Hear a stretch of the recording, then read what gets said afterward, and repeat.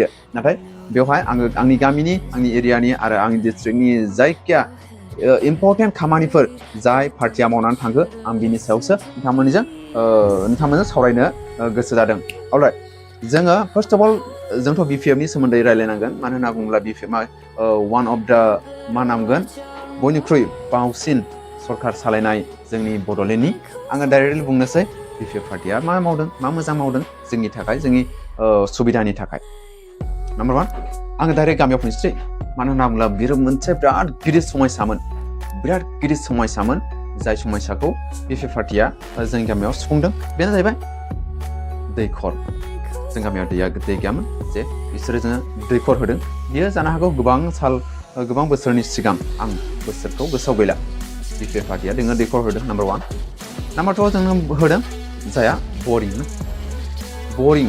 जाया दाबो सोलियो दैखराबो दाबो सोलियो एक्चुअलि नाथाय जोङो बोसोरसे फुरा मोनजानो नागिरला आरो बेनि थाखाय जोङो बरिं दं जाय बरिंआव जोङो दा जागासिनो दं बियो BPF नि टाइमनि होननानै जों बुंनांसिगोन।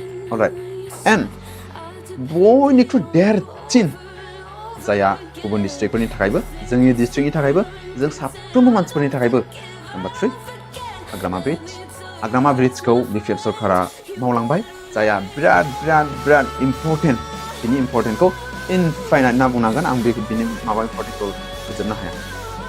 नाम्बार 4 लामा मावदोंमोन जोंनि आमफ्रिका टु सापागुरि जाय लामाया 2 बोसोरावनो खतम बारा मोजां जायासै। नाम्बार 5 न' बुंनोसै आङो गामियावहाय जोंनि जायगायावहाय जोंनि गामियाव न' मोननायखौ हिसाब खालामब्ला जानो हागौ 2014-15 बा बिनि सिगां जायखिया RCC न'आ गंब्रै जों गामियाव मोनदोंमोन BPF सरकारावहाय गंब्रै। बेनिफ्राय माखासे माने न' मोनबावदों बे न'फ्रा जाहैबाय सोरबा थिं मोनदों सोरबा थिं आरो पस्ट खुन्थिया मोनदों बेबायदिखौ लानानै BPF सरकारनि टाइमावहाय गंबानिफ्राय 6थासिम BPF सरकारनि टाइमावहाय मोनदों। अब्ला जों टटेल खालामबा नाथाय बिराद गोबाव